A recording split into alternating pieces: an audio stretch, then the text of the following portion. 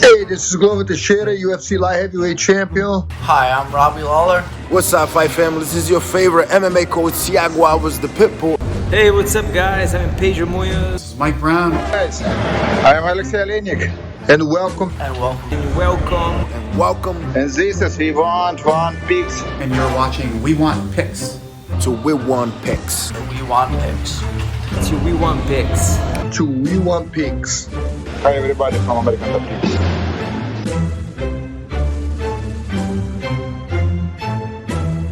My name's Angelo and welcome to We Want Picks. I'm going to break down the entire UFC Vegas 52 fight card. I'm going to give you my bets. I'm going to give you my predictions, and I'm going to give you everything you need to know to make some money. And speaking of money, if you want 50 free dollars, go to WeWantPicks.com/bets. We have 5 different betting partners.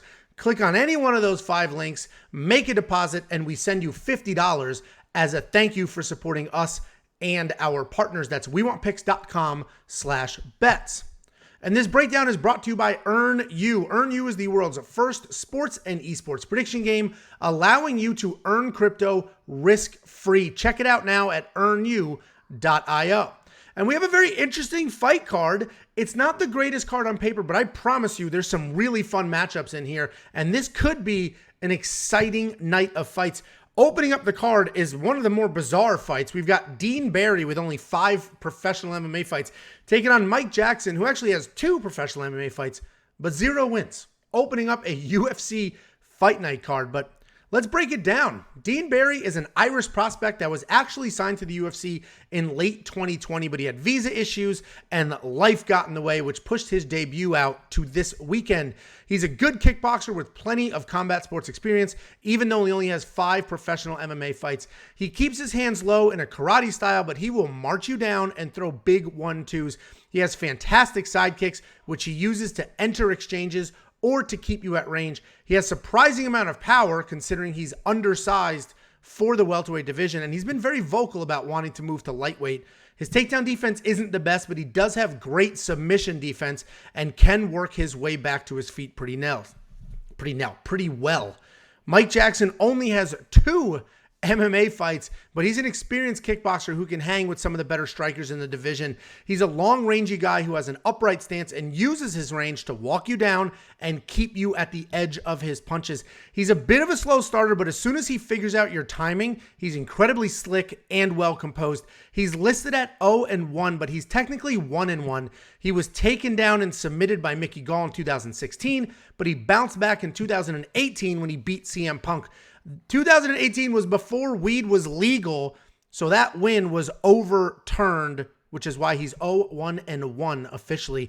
And this is a weird fight, and with possibly the dumbest odds I've ever seen in my entire life. Dean Barry only has 5 professional fights, and he's a striker. And somehow he is a minus 1,000 favorite. Those are Ronda Rousey versus old lady on the street numbers from back in the day. Minus 1,000 favorite is absolutely absurd, especially because this is a striker versus striker matchup. It's not as if Dean Barry is an Olympic wrestler and he's fighting a striker. Those odds absolutely blow my mind. If Dean Barry was a nasty wrestler, I'd get it, because even CM Punk was able to take down Mike Jackson. But this is striker versus striker. Neither guy has a ton of MMA experience. I do think Barry wins because he has solid power, he's solid pressure, but let's be real, he is undersized for this division, and his last opponent was 6-30. 6-30. That was Dean Barry's last opponent. So don't just go looking at Tapology and say, oh, Dean Barry's beating people by knockout. Yeah, when they're 6-30. And he is hittable. So 0% chance I do anything with Dean Barry as far as betting is concerned. I do think he wins this fight, though. I do think he's dangerous. Mike Jackson hasn't fought in a few years, but at plus 800 odds, I might throw a few dollars on him just to see what happens. But Dean Barry is definitely the pick. I do not recommend putting money on him. I would not make him a parlay piece. Those odds are just too ridiculous. It's not going to help you in any way whatsoever. Then we got Marcin Prachnio taking on Philipe Lins. Marcin Prachnio is a big-time prospect. He came into the UFC undefeated, but then he dropped 3 fights in a row by first-round knockout. He seems to have put things together since then, and he's gone back to his traditional martial arts roots. He has over 400 combat karate wins and an insanely long list of accomplishments. His MMA style, though, is more of a technical brawler. He has no problem getting into a firefight, but the issue is his chin doesn't like that. He does get put out, and that style doesn't favor his chin. He does have incredible power, though, but he can be KO or bust. Philipe Lins is a heavyweight. He's making his light heavyweight debut in this fight. He's got legit power in his hands, and he had legit power as heavyweight. So I can't imagine if he's able to take that power down with him to this division, what he'll look like and what he can do there. He does have a BJJ black belt, but he prefers to hang out inside the pocket and trade or just walk you down with those big, heavy hands. And it's another interesting matchup because Prachnio is a talented guy that has had some chin issues in the past, but he has an entire set of skills we haven't seen him use yet. Philipe Lins is a heavy-handed striker with very good grappling in his back pocket. The bookies have Prachnio as a -150 favorite, and it's probably because he's coming off a beautiful knockout over Villanueva. But that was honestly a pretty close fight, and he was taken down before the eventual KO. Lins is 0-2 in the UFC, but he lost a decision to Andre Arlovski, and he was clubbed by Tanner Boser. But Tanner Boser has proven to be a solid heavyweight, so I actually like Philipe Lins to win this fight, but I'm going to be watching the scales closely. Lins wasn't the biggest heavyweight on the roster, but he is a thick guy, and I want to make sure that he looks good at 205 and he's not too sucked out. And if he does look good, I will be picking him to win for sure, and probably throwing a bet on him. But if he looks sucked out, like he shouldn't be at light heavyweight, then obviously I'm going to go ahead and fade him. That takes us to Aoriqileng taking on Cameron Elsay. Aoriqileng's a well-rounded guy with incredible pressure and pace. He can fight a technical fight or brawl to the bell. He uses his striking to set up takedowns, and he was able to take down Jeff Molina 3 times in that fight, but he was also taken down 5 times by Cody Durden in a fight where he was winning the striking exchanges. He has solid footwork, solid movement, and a pretty sturdy chin. Cameron Elsay lost to Kyler Phillips in his UFC debut about a year and a half ago, but that was a short notice fight, and he was full quarantined for a good amount of that fight camp. He's a solid striker with very real power. He has all stoppage wins, and it's a mixed bag between submissions and knockouts. He's fun to watch because he's looking for knockouts on his feet and submissions on the ground, but if he can't find the finish, he does fall behind because he doesn't set himself up to win the minutes, meaning he'll chase a knockout and he'll end up getting taken down, or he'll chase a submission and he'll lose a position. So Cameron Elsay is a very talented guy with very well-rounded skill set, but he needs a touch more discipline. And this should be a really fun fight with 2 guys looking for their first UFC win. The odds makers love Aoriqileng as almost a 3-1 favorite, but I do think there's a lot of recency bias there based off Cameron's loss with Kyler Phillips. But if you factor in the short notice, you factor in the quarantine, I mean, this is back at late 2020 where a lot of these international fighters didn't really have the freedom to train the way that they wanted to. I think if you factor that stuff in, it's a much closer fight. Aoriqileng's the more technical striker, but Elsay has very real power. Aoriqileng is a better takedowns, but Elsay is definitely the submission threat. So this is one of those fights where one guy's the better fighter, but the other guy's the more dangerous fighter. I think this is razor thin. I'm leaning Elsay here, but he is coming off a long layoff. That does have me worried, and this is another fight, the second fight in a row, where I will be watching the scales closely to see what he looks like. And there's a lot of fights on this card where people are coming off of 1, 2, and even a 3-year layoff. So I'm going to keep a close eye at weigh-ins more so than I do for a normal event. Then we got Tyson Pedro taking on Villanueva. Tyson Pedro's probably not a name you're familiar with because he hasn't fought since 2018. But he does have 6 fights in the UFC with wins over Paul Craig and Khalil Roundtree.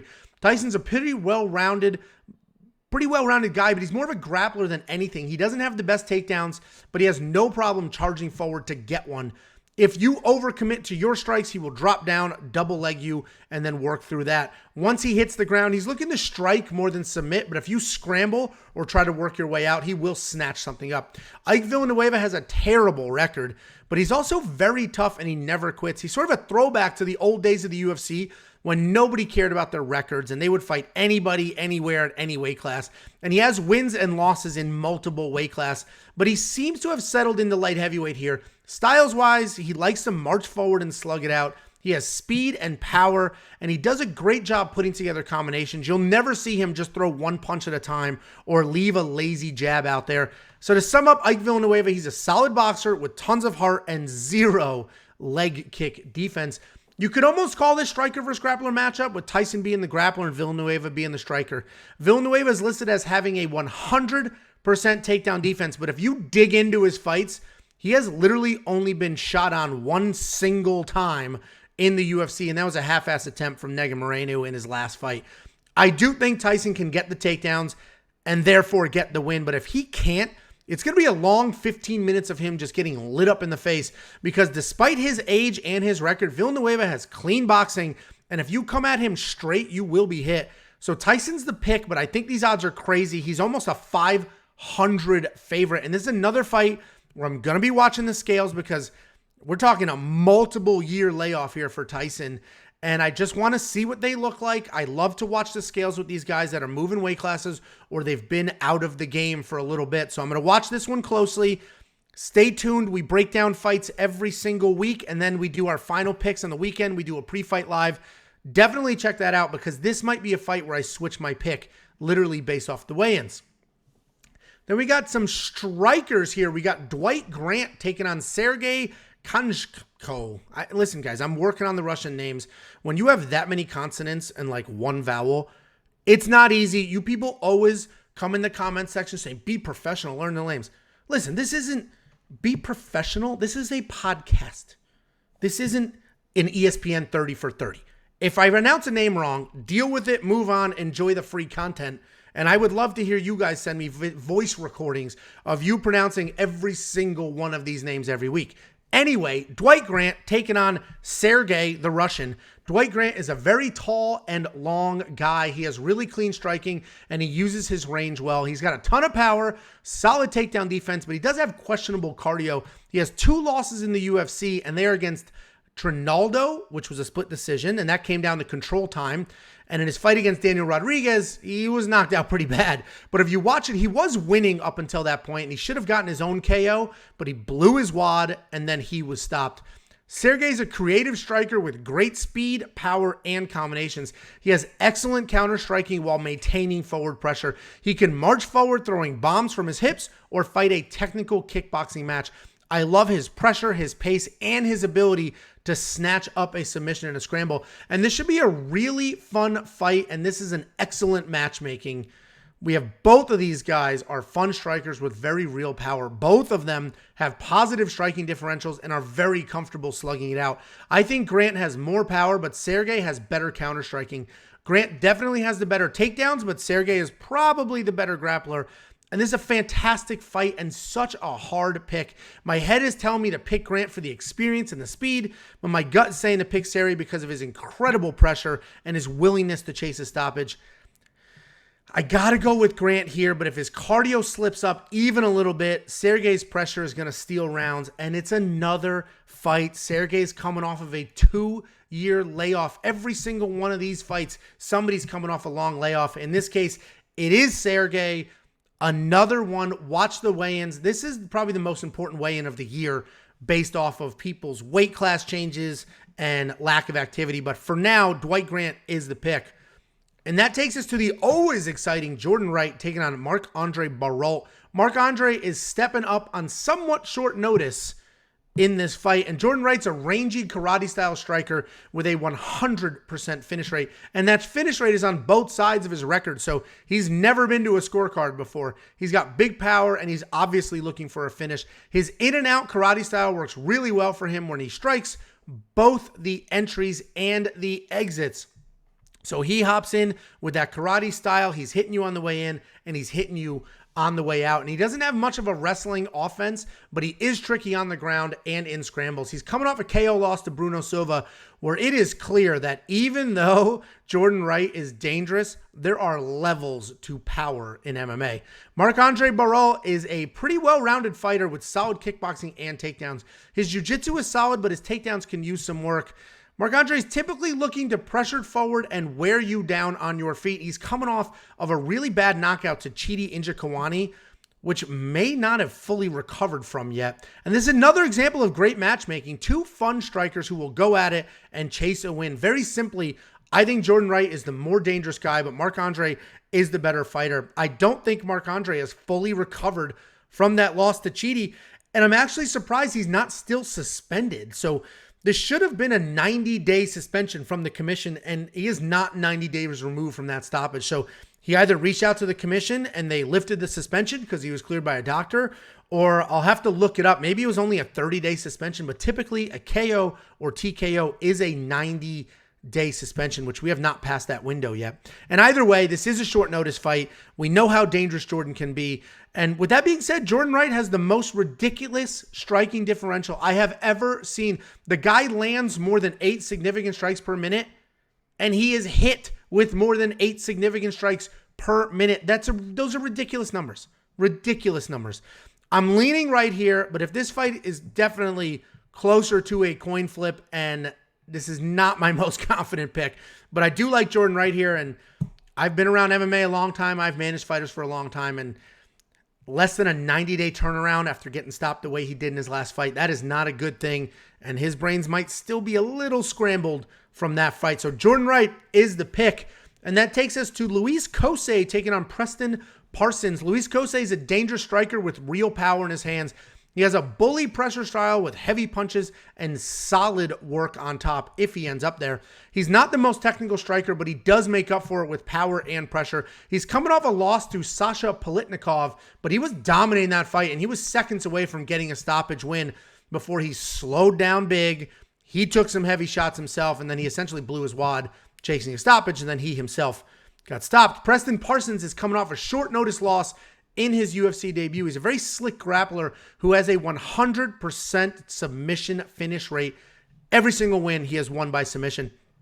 He's a BJJ black belt who moves forward aggressively, throwing big shots to set up his takedowns. He's coming off a KO loss, but he does have a pretty solid chin outside of that. This is definitely a striker versus grappler matchup. I normally favor the grapplers in these matchups because they can control where the fight actually goes. They can keep it on their feet if they want to. They can take it to the ground if they want to. But I do like Luis to get this done. I don't think Preston has good enough takedowns to constantly be threatening Luis's power.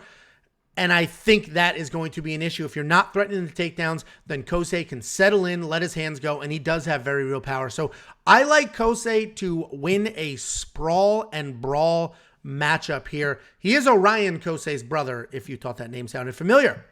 Charles Jourdain, the always exciting Charles Air Jourdain, taking on Lando Vannata. Charles Jourdain, he's a fun come-forward striker with a great chin. He's incredibly fast, has great timing, and is willing to take chances with spinning and flying attacks. He's coming off his very first decision win of his career in an awesome fight with Andre Ewell. If you didn't watch that fight, just go back. The only thing you need to see is the last 30 seconds. It will tell you everything you need to know about Andre Ewell. He was just marching forward, throwing bombs, and just screaming as loud as he could. He was supposed to fight Ilia Topuria in January, and honestly, thankfully for him, he didn't have to do that, and that fight was canceled. Lando Vannata is coming off his successful featherweight debut in a win against Mike Grundy, where even though he was taken down 3 times, he was able to almost triple the strikes. Lando's a flashy striker with crazy kicks and spinning attacks. He comes out fast and is absolutely not a slow starter. His takedown defense is just okay, and even though this is a striker versus striker matchup, he might need the takedown defense.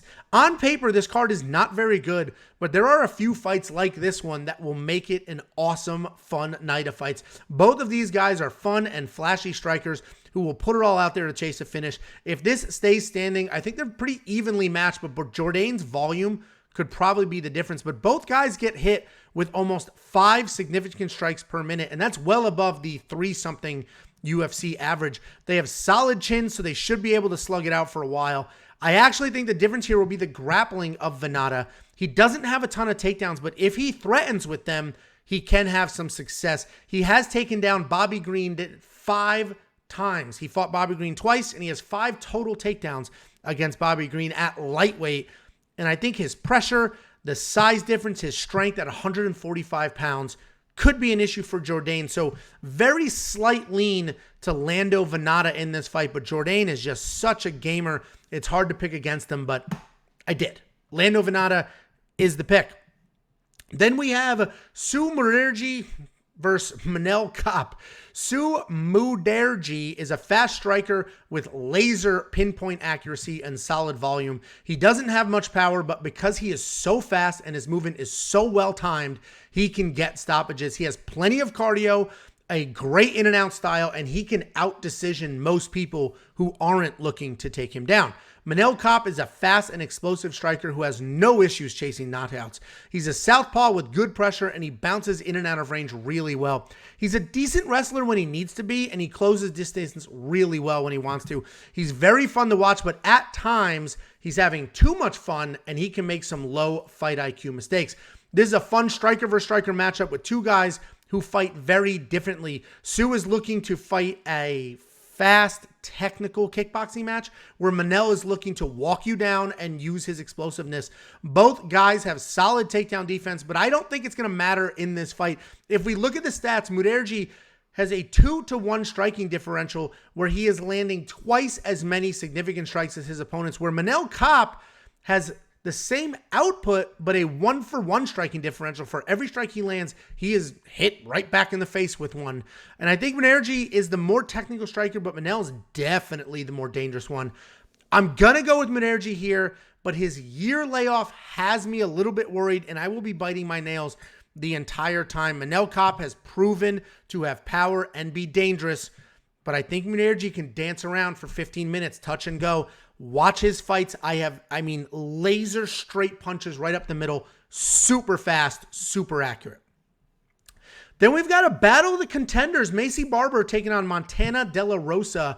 Maycee Barber's a good striker with great boxing and improved wrestling. She's not a grappler in style, but she does have well-timed takedowns when she needs them. She's very tough physically, but she can break mentally in fights. She's coming off a win against Miranda Maverick last summer, but that was a bad decision, and she should be on a 3-fight skid. Montana De La Rosa is a tough wrestler with a very straightforward game plan. Her wrestling is real, and it's not just MMA wrestle.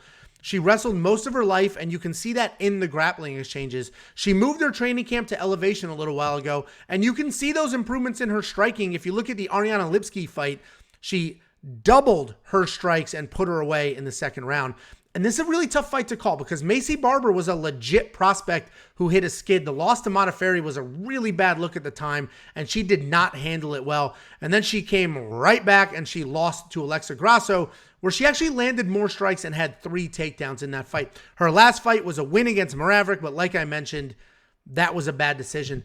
Maycee Barber is talented, though. She's got really good striking, improved wrestling, and if she keeps the pressure on, she can win these close fights. Montana De La Rosa was pretty much a pure wrestler, a pure grappler until she moved to Elevation and she worked on her hands. But the question is, how much have her hands improved?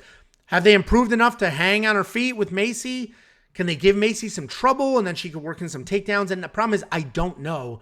And that's what makes this such a tough pick. I'm normally a simp for wrestlers, but this one does have me worried. I'm going to go Maycee here, but zero bet whatsoever. There will be no money coming out of my pocket on this fight because Montana could come out here and just absolutely dominate with the grappling. Maycee could defend some takedowns and just dominate with the striking. I think there's too many unknowns. Both of these women are pretty early in their careers. They're both prospects. You know, my gut, even as I'm saying this, I want to pick Montana. I'm going to let it sit. We'll let it percolate. Join our Tuesday night full card live breakdown. We'll see how I feel then. But right now, it's Maycee Barber to defend some of the takedowns and hang in the striking department. Then we got Tanner Boser taking on Alexander Romanov. Tanner Boser is a fun heavyweight striker with solid hands and very real power. He's athletic for the division, but he's a smaller heavyweight that can be bullied. He's coming off a very nice win over Ovens St. Preux, where he tripled the strikes and knocked him out. That was definitely his best win in the UFC so far, but even his losses hold up pretty well. He lost a grappling decision to Ilir Latifi and kickboxing matches to Andrei Arlovski and Cyril Gane. Alexander Romanov is a fantastic high caliber wrestler. He's a massive human being with incredible speed and power that he uses to take you down and pound you out. His nickname is King Kong, but I said this last time I broke him down. You could call him Brock because he honestly fights and looks like Brock Lesnar. He just comes charging forward, crazy power, huge athletic abilities. He's just fast and massive and strong. And he's just like stopping a moving train when he decides to shoot a takedown. He's coming off a pretty dominant win over Jared Vanderaa, but his fight before that was a controversial decision over fellow wrestler Juan Espino, where Romanov's holes were exposed. Go back and watch that fight, and you'll see that Romanov might not be the unstoppable force that everybody thinks he is. I think Tanner Boser is much better than the odds have him right now.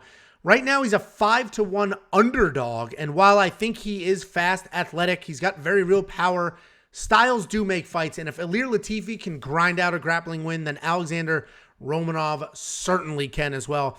I like Romanov to do what he does, but I also am probably going to place a bet on Tanner Boser. I think I'm going to do a win inside the distance decision no action bet. What that means is if Tanner Boser somehow wins inside the distance, let's say he somehow knocks out Alexander Romanov, he gets exhausted, cracks him. I mean, Tanner Boser's got power.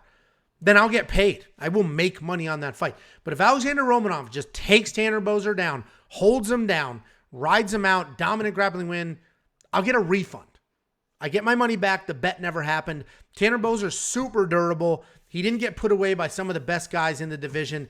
I don't know if Romanov's going to be able to put him away. And if he can't, I'll get a refund. And if Tanner Boser somehow pulls off a stoppage, I'll get paid. WeWantPicks.com/bets. We have 5 partners. BetOnline is the only partner that offers that bet, that safety net win inside the distance decision, no action bet. Jump in there, use our link, make a deposit, and I'll send you $50 as a thank you. So Romanov is the pick, but Tanner Boser is much better than everybody's giving him credit for. And then we've got 40-year-old Clay Guida taking on Claudio Puelles. Clay Guida is a legend, but he is officially over 40 years old in this fight. He's definitely starting to slow down, but even a slow Clay Guida is still a very high-paced guy with great cardio, relentless wrestling, and solid striking. He makes up for some technical gaps with speed, volume, and pace. He's coming off an insane come-from-behind win over Leandro Santos. He was completely outstruck. He was almost finished, and then he somehow weathered that storm, got his own submission, and he just cemented himself as one of the most exciting guys to ever fight in the UFC. Claudio Puelles is a fantastic grappler coming off a knee bar win over Chris Grutzmacher. Before that, he had a decision win over Jordan Levitt after a 2-year layoff. He's only 26 years old, but he does have a good amount of experience. He's a grappler who kicks to keep the distance, and he's never out of a fight. We saw that against Felipe Silva, where he was on his way to losing a decision, and then he snatched up a knee bar. He averages around 3 takedowns per fight, but he does have a negative striking differential of almost 1-2, so he is hit twice for every 1 strike that he lands. This fight is somewhat similar to Clay's last fight as far as styles are concerned. The difference here, though, is that Claudio Puelles is young, hungry, and dangerous. In Clay's ridiculously long 35-fight UFC career, he only has 2 wins against people who took him down. 2. So he has 35 fights in the UFC, and only 2 times has somebody taken him down, and he ended up winning that fight. Claudio Puelles does not have the best takedowns, but it doesn't matter because he attempts them, he comes forward, and he shoots them. And I always say this, I've wrestled my whole life, so maybe you care, maybe you don't, but it is much easier to finish a bad takedown than it is to defend one. Defending a takedown is much harder than finishing a takedown. I see Claudio Puelles entertaining the striking, but ultimately pushing a grappling game plan. I think he will get some takedowns. I don't think he's going to submit Clay, but I also don't think he's going to have too much trouble dealing with Clay's movement and riding out a 3-round decision. So I like Claudio Puelles to ride out a decision win, and he's going to do so with the grappling. But listen, if Clay Guida pulls this off, then he's exactly the legend that we think he is and that we love him for. So the pick is Puelles, but I will be rooting for Clay Guida.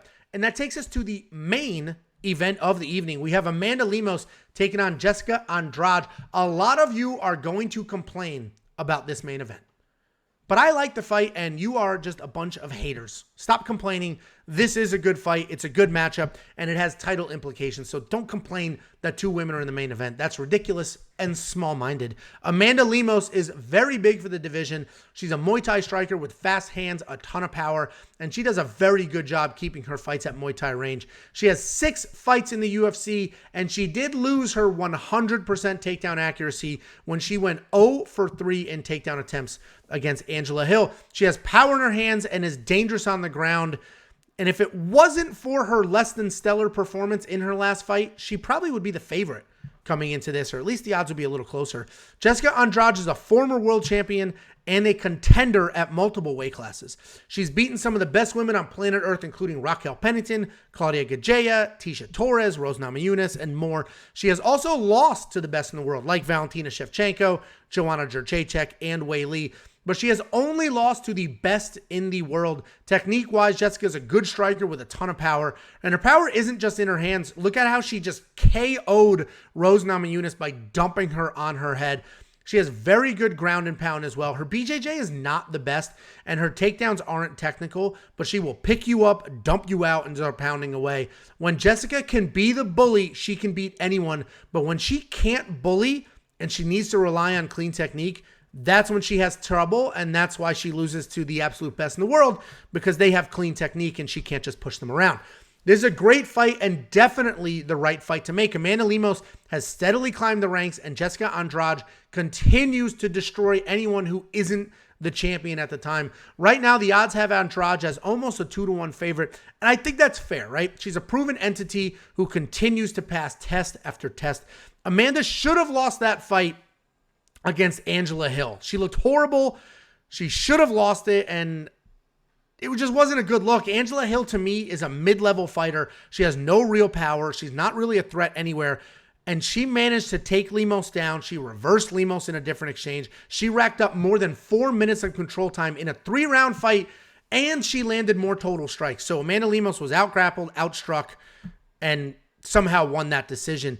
At 115 pounds, Jessica Andrade can be the bully, and I think that's exactly what she's going to do here. I think she's going to bully, she's going to push forward, she'll get the takedown, she'll stand in Lemos' face, and she will grind out what is probably a dominant decision win. So I like Jessica Andrade to bully Amanda Lemos here. Guys, let me know your picks in the comments below. Join our Discord. It is 100% free. We don't charge for any of our content. The Discord is free. Hop in there, make your picks, yuck it up in the chat rooms.